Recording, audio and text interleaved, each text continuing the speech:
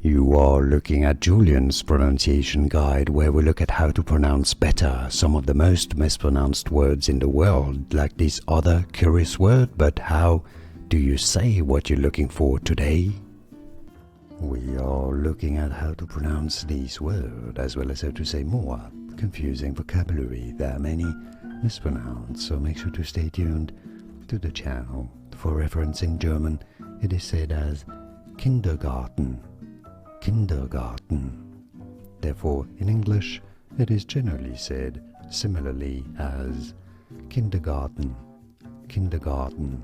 And now, you know, like this video if you found it useful. Thanks for your support. More videos for you here to learn more correct pronunciations. Thanks for watching. Here are more videos on how to pronounce more confusing words and names too many mispronounced. Like this video if you found it useful. I appreciate your support. I'll see you soon and thanks for watching.